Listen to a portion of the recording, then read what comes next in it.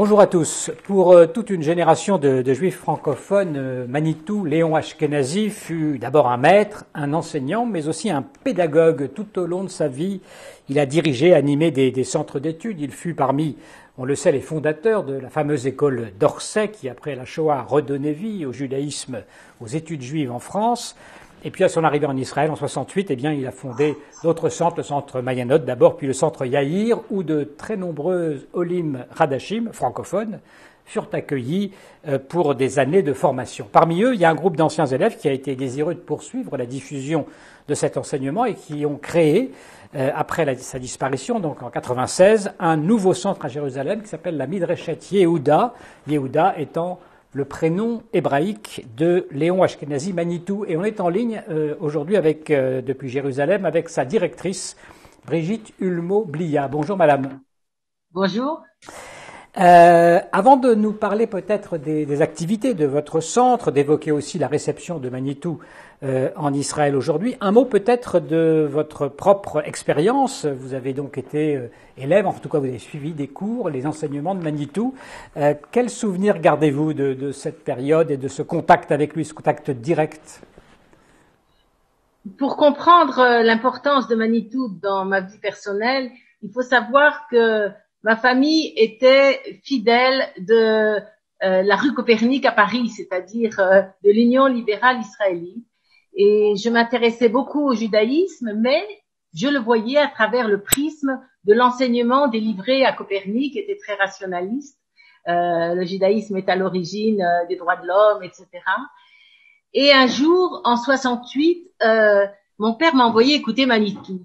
Faut dire que mon père, qui était actif et membre du conseil d'administration, puis président de Copernic, avait compris qui était Manitou. Il l'aidait, il a même été président d'Orsay. Et donc, il m'envoie écouter Manitou, comme ça, l'été 68, c'est le premier séminaire d'été du Centre universitaire d'études juives, et en me disant que ça allait me plaire. Et j'entends pour la première fois Manitou, et je découvre un univers qui m'était complètement inconnu. Tout ce qui était spiritualité, tout ce qui n'était pas rationnel dans le judaïsme, tout à coup, je voyais qu'il y avait là-dedans quelque chose de sérieux, quelque chose de profond, quelque chose de vrai, et donc qui m'a énormément attirée. Je reprends la phrase de Manitou, qui à mon avis essentielle pour comprendre son enseignement. Il faut prendre au sérieux les textes de notre tradition. Alors, Abraham, c'est pas juste un bonhomme dont on raconte une histoire, il y a de la profondeur, etc. Voilà. Qu'est-ce qui vous a surtout frappé sur le fond dans cet enseignement, au-delà du fait qu'effectivement, on relisait la Bible, les Torahs, les versets de la Torah autrement, en les considérant comme des paroles pour aujourd'hui? D'abord, ça s'adressait à des gens cultivés, vous comprenez. La religion n'était pas une affaire de bigot, n'était pas une affaire ridicule. C'était quelque chose de sérieux, c'est quelque chose dont on pouvait parler rationnellement, et en même temps, il y avait une autre dimension. Et c'est ça qui m'a énormément attirée et intéressée. Voilà. Ce qui vous a, sur le fond, le plus intéressé, c'est les enseignements sur les patriarches, sur la recherche en fraternité, sur le sens qu'il donnait aussi peut-être à l'histoire biblique pour expliquer ou pour donner un sens à ce qui se passait pour le peuple juif à l'époque?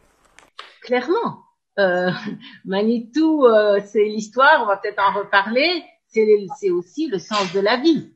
C'est de rechercher dans nos propres sources notre propre identité. Je pense que c'est cela que je cherchais à l'époque, donner un sens à mon identité. Je suis plus profond, toujours plus profond, donc je n'ai pas arrêté de suivre Manitou là où j'étais. Alors justement, vous avez fait votre alia, vous, quelques années plus tard, enfin une vingtaine d'années plus tard, après cette première rencontre, ce premier contact. Manitou avait, on le sait, cette idée de dire que l'identité évoluait, l'identité juive évoluait, les juifs revenaient sur leur terre et là ils devenaient hébreux par une mutation d'identité. Est-ce que l'enseignement de Manitou vous a amené à faire vous-même votre alia? Et est-ce que vous avez aussi ressenti ce changement intérieur, intime d'identité en faisant cet alia? Clairement, on est allé en Israël certainement aussi influencé par Manitou, bien que c'était notre idée à chacun séparément depuis toujours. Venir en Israël, ça faisait partie de ce processus qui consistait à donner un sens à notre existence juive. C'était participer à l'aventure collective du peuple juif revenu sur sa terre. Revenu sur sa terre, c'est l'expression de Manitou, voilà. Et est-ce que vous avez le sentiment que ça signifie quelque chose concrètement pour vous, l'identité hébraïque par rapport à l'identité juive? Comment vous comment ça se manifeste concrètement? Écoutez, nous sentons ici un énorme fossé avec les Juifs de France. En même temps, c'est une partie d'ailleurs de notre programme à la Midreshet Yehuda, nous voulons insister sur la fraternité, mais dans le fond, on se sent partie d'un autre univers. On a l'impression qu'on fait partie de l'histoire en marche du peuple d'Israël, que le moment présent, qu'on analyse à travers l'histoire longue du peuple juif, ça c'est évidemment l'enseignement de Manitou, le moment présent, c'est l'histoire de l'État d'Israël. C'est cela qui nous paraît central dans l'évolution historique. C'est cela notre analyse. Nous sommes très heureux d'en faire partie. Nous sommes ici, nous sommes concernés par tout ce qui se passe dans la société israélienne, si vous voulez. Depuis la lettre hébraïque jusqu'aux événements, l'armée, nos enfants n'ont pas du tout le même mode de vie que les enfants des communautés juives de par le monde. Voilà. On va revenir sur cette activité que vous avez au sein de cette Midreshet Yehuda, mais tout de même une dernière question. Quand vous êtes arrivé en Israël, vous avez évidemment continué à aller au cours régulièrement de Manitou. Là, c'était un autre personnage à ce moment-là, dans les années 80? Pas du tout. C'était le même Manitou. Nous sommes venus en Israël avec 4 enfants en bas âge. Et donc, tous les mercredis, nous prenions une babysitter spécialement pour écouter le cours de Manitou sur la Parashat Shavua. Et cela nous donnait des forces. Cela nous renforçait dans cette volonté que nous avions de rester et de devenir israéliens. Voilà. Donc, aujourd'hui, vous êtes directrice de cette Midreshet Yehuda. Est-ce que vous pouvez nous dire l'origine de la création de cette institution, d'ailleurs, de ce moyen de communication qui a pris beaucoup d'ampleur? Écoutez, la Midreshet Yehuda Manitou est tout simplement la prolongation du centre Yair Manitou que Manitou a créé lui-même dans les années 80 à Jérusalem pour dispenser son enseignement oral. Donc, ce qu'on peut dire, si vous voulez, c'est que nous poursuivons l'enseignement oral de Manitou. Parce qu'il faut savoir, et c'est très important, qu'il y a des anciens élèves de Manitou qui ont, grâce à des cassettes et des enregistrements, ils ont fait des livres en hébreu sur la pensée de Manitou, sur ses différents aspects. Et ça, c'est curieux, c'est paradoxal, si vous voulez, parce que Manitou a toujours refusé d'écrire. Son enseignement est d'abord oral. Nous poursuivons, c'est la première chose, l'enseignement oral de Manitou. Nous travaillons dans l'esprit de Manitou. C'est-à-dire, nous ne faisons pas du manitouisme. Nous ne faisons pas que des cours sur la pensée de Manitou. Mais, par exemple, nous avons un enseignement qui est pluridisciplinaire, comme était l'enseignement de Manitou fondamentalement, avec au moins 3 professeurs d'histoire différents, nous avons, parce que l'histoire est importante. Et puis, nous sommes, comme l'était Manitou, ancrés dans l'histoire immédiate du peuple juif. Et nous avons des thèmes. En général, chaque année, nous prenons un thème. Cette année, c'est un État juif. Nous essayons de comprendre les enjeux importants de la société israélienne à partir des sources juives. Il me semble qu'en cela, nous sommes fidèles à la pensée de Manitou. Et là, au niveau du corps enseignant, il y a beaucoup de personnes qui ont été effectivement influencées par Léon Ashkenazi, par son enseignement, ce qui vous permet de le reproduire avec fidélité. C'était pas évident de savoir ce que Manitou aurait dit ou pensé à tel ou tel moment. Telle n'est pas notre démarche. Nous ne cherchons pas à dire « Ah, voilà, il y a des élections, Manitou, il aurait dit comme ci, Manitou aurait dit comme ça. » Ça, c'est du manitouisme. C'est ce que nous ne voulons pas faire. Par contre, nous avons des cours de Parashat Shavua d'après l'enseignement de Manitou, etc. Il faut comprendre, pour Manitou, l'histoire était très importante. Manitou est décédé il y a bientôt 25 ans et l'histoire a poursuivi son chemin. Donc nous sommes à un autre stade de l'histoire. Voilà. Cela dit, aujourd'hui, malgré tout, dans la réception de cet enseignement, on a le sentiment qu'il se passe quelque chose en Israël, ne serait-ce que parce que, à travers votre activité, vous rassemblez beaucoup de monde dans tous ces cours, ces conférences. Et pourquoi est-ce que l'enseignement de Manitou aujourd'hui serait-il particulièrement un enseignement pour aujourd'hui, pour les problématiques de la société israélienne d'aujourd'hui? Je vais vous dire, Manitou est porteur d'unité. Il parlait toujours de l'unité des valeurs. Lui-même était un symbole de l'unité entre les matières profanes et les matières entre guillemets religieuses. Le mot est vilain en français. Entre le monde donc universitaire et le monde religieux, entre l'enseignement séparate puisqu'il est issu d'une lignée de rabbins sfardim et l'enseignement ashkénaze qu'il a recueilli lui-même. Entre Israël et la galoute, puisque même en Israël, il faisait sans arrêt des va-et-vient et des voyages. Donc, donc, vous voyez, c'est un porteur d'unité. Les gens qui assistaient au cours de Manitou, ils n'étaient pas forcément religieux. Ça, c'est mon objectif. J'aimerais bien enseigner à un public non religieux israélien. Donc, vous voyez, l'unité, c'est ce dont nous avons peut-être le plus besoin aujourd'hui dans la société israélienne. L'ouverture de Manitou par sa pluridisciplinarité, la centralité de l'histoire qui consiste à donner un sens, qui montre que ce qui se passe dans la société israélienne a un sens, dans le monde juif en général, a un sens. Et cette unité concerne aussi, d'après notre compréhension des choses, l'unité entre aujourd'hui les anciens Juifs de France que nous sommes en Israël et les Juifs de France qui sont en France. Je pense que c'est très important qu'il y ait une vraie communication sans complaisance, par exemple en travaillant ensemble. Je trouve que c'est la meilleure manière de se comprendre et indispensable d'avoir des vraies relations. L'unité, c'est ce dont nous avons besoin aujourd'hui. Par ailleurs, vous avez dit tout à l'heure un peu en décalage par rapport à l'état d'esprit des Juifs qui vivent en galoute, en France en particulier. Vous vous sentez pas tout à fait sur la même longueur d'onde? Indiscutablement. Indiscutablement. Nous avons vraiment d'autres préoccupations, si vous voulez, on n'a pas le même quotidien. L'idée n'est absolument pas de dire aux Juifs de France, allez, venez en Israël, c'est dangereux en France. Alors ils vont vous dire c'est dangereux en Israël. C'est absolument pas le problème. Le problème est de savoir où nous devons être au jour d'aujourd'hui, dans l'histoire du peuple juif, encore une fois, l'histoire longue du peuple juif, et où nous nous situons, nous, aujourd'hui, par rapport à cette histoire, et quelle est notre responsabilité. Vous savez bien, être juif, c'est pas la même chose qu'être postmoderne. On n'a pas seulement des droits, on a surtout des devoirs et des responsabilités. Voilà, c'est de cela que nous parlons. Donc, il faut se parler, il faut se comprendre. C'est ça qu'il faut faire.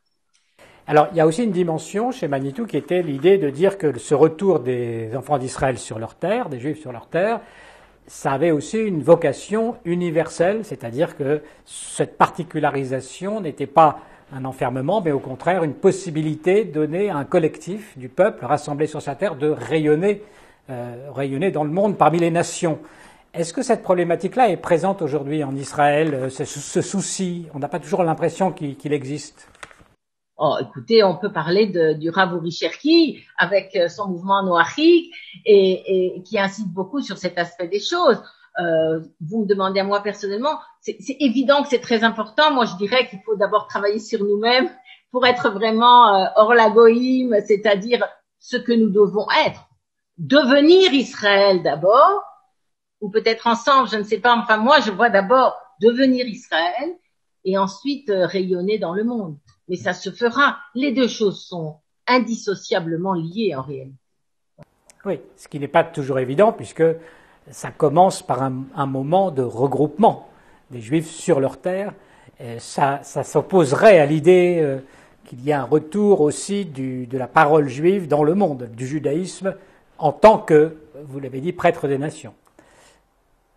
Oui, si vous voulez, je sais très bien qu'il y a beaucoup de gens en Galoute qui pensent que ce sont eux les porteurs de l'universalisme, ce sont eux qui vont répandre les étincelles. Moi, je ne vois pas de contradiction entre le fait d'être rassemblés en Israël, de toute façon, on n'est pas la totalité du peuple juif, entre le fait d'être rassemblés en Israël et le fait de rayonner. Au contraire, je pense que quand les gens viennent avec un regard qui n'est pas fermé avec des préjugés, et qui viennent en Israël, ils voient quand même qu'il y a en Israël quelque chose de différent. Pas assez à mon sens. Vous voyez, si on a donné comme sujet un État juif, c'est parce que je pense qu'il faut y travailler. Je pense qu'il faut le devenir. Je pense qu'il y a un travail énorme à faire. Il n'y a aucune raison que la société israélienne copie tout ce qui se passe aux États-Unis, notamment sur le plan, par exemple, de la justice sociale. C'est pour donner un petit exemple. Je pense que dans nos sources, nous avons de quoi créer une société beaucoup plus authentique et différente. Et ça, c'est aussi notre travail. Comprenez, à la Midreshet Yehuda, d'à côté, on a fait ce que faisait toujours Manitou, on sert de lieu d'accueil des Olim Hadashim, et c'est pourquoi nous sommes restés sur le français. Et en même temps, nous travaillons sur les grands enjeux de la société israélienne. Alors cette question de la langue que vous évoquez, c'est aussi problématique parce qu'au bout d'un moment, effectivement, c'est l'hébreu qui est, si j'allais dire, le vecteur naturel de la pensée en Israël. Comment vous arrivez à continuer à faire de l'enseignement en français? Et est-ce qu'à un moment donné, vous vous dites on va passer à l'hébreu? C'est une question métaphysique pratiquement, la langue. Nous sommes passés au français à cause des Olim Hadashim. Ils ont vraiment besoin d'un lieu d'accueil. Nous organisons des Shabbats, vous savez, nous faisons des soirées débats. Il y a un côté convivial, qui a un peu disparu pendant le corona, mais qui est très important pour ceux qui arrivent. Et en même temps, nous ne pouvons pas abandonner l'hébreu. Nous allons certainement aussi ajouter l'hébreu pour toucher les jeunes générations. La question des jeunes, c'est une question de langue, tout simplement. Voilà. La pensée de Manitou, ça intéresse les jeunes, ça peut intéresser les jeunes israéliens qui n'ont jamais entendu parler forcément de Léon Ashkenazi. Écoutez, j'étais moi-même extrêmement surprise. Une fois, par exemple, j'ai téléphoné, pour le moment, ça n'a rien donné, je dis la vérité, mais j'ai essayé à une yeshiva chilonite, c'est-à-dire une yeshiva non religieuse qui existe à Jérusalem. Je voulais diffuser là-bas, envoyer des enseignants là-bas. Je parle au directeur, Manitou, il sait tout à fait qui est Manitou. Vous voyez, il y a une, comment on dit ça en français, un collège préparatoire à l'armée qui diffuse l'enseignement de Manitou. Il y en a même plusieurs aujourd'hui. Non, les jeunes sont intéressés par l'enseignement de Manitou pour les mêmes raisons, je crois, que nous l'étions. C'est un langage de haut niveau, si vous voulez, qui parle aussi bien à des universitaires. C'est un langage qui n'est pas sectaire. Il est pluridisciplinaire. Il est ouvert, enfin, sur les problèmes de la société. C'est un judaïsme vivant. Alors la Midreshet Yehuda, juste une parenthèse, vous avez parlé d'une yeshiva chilonite. Qu'est-ce qu'on apprend là-bas, dans cette yeshiva? Vous savez qu'en Israël, il y a un phénomène qui est quand même notable d'étude des non-religieux. Les non-religieux étudient des textes de la Bible, du Tanakh, et ma foi, c'est important. Ce sont des mouvements un petit peu souterrains dont on ne parle pas. On parle toujours des grandes divisions de la société israélienne, mais en réalité, vous savez, il n'y a pas que ça. Il y a des choses qui se passent de manière presque clandestine. Voilà. Et cette étude, elle diffère en quoi de l'étude de yeshivot patentée? Par exemple, il n'y a pas de prière, vous voyez, il y a pas de culte, si on prend ce mot français un peu compliqué. Ce sont des études sans engagement, si je puis dire, mais quand même, l'étude cela conduit, voilà, cela entraîne. La Midreshet Yehuda aujourd'hui, j'allais dire, combien de divisions, combien de personnes autour de vous? Vous touchez combien de personnes? Écoutez, pendant le corona, on a eu certains événements où nous avions près de 200 personnes qui nous écoutaient. En ce moment, ça diminue parce que vous savez, nous avons un grand enjeu maintenant. Nous devons reprendre après le corona Et il est évident que l'après-corona ne sera plus jamais comme l'avant-corona. C'est-à-dire que le Zoom, on va pas l'abandonner. Et en même temps, les gens ont besoin quand même de se voir. Donc, on va essayer de combiner les deux. Ça n'est pas un petit travail. Alors, une question un peu parfois qu'on pose sur la personnalité de Manitou. Pour terminer, on dit que souvent il y avait une sorte d'emprise malgré tout d'un système, que Manitou était un peu gourou de certaines personnes. Est-ce que vous avez ressenti ça et est-ce que c'est pas problématique? C'est exactement le contraire. Alors là, vraiment, et je vais vous le prouver. Ce qui caractérisait Manitou, c'était pas du tout l'emprise qu'il cherchait à avoir sur les gens ou qu'il avait sur les gens. C'était l'humour. Yosef Charbit l'a très bien analysé dans un livre qu'il a écrit. Il explique l'humour, c'est un moyen pédagogique de rapprocher le maître des élèves. On rit ensemble, donc cela diminue l'écart. Manitou, c'était vraiment le contraire. Manitou, c'est de donner à chacun sa responsabilité. Manitou était l'inverse du gourou. Moi, je suis absolument, de manière très catégorique, hostile à tout ce qui ressemble à des gourous. Le rôle d'un rabbin, c'est de donner aux gens leurs responsabilités et de ne pas abuser de la faiblesse des gens, bien sûr. Brigitte Humoblia, le trait d'humour de Manitou que vous préférez ou que vous citez souvent, c'est lequel? On va expliquer aux Olim Hadashim pourquoi ils sont venus. Voilà. Merci beaucoup d'avoir accepté de répondre pour Academ à l'occasion donc des 25 ans de la disparition de Léon Ashkenazi. Merci à tous pour votre attention.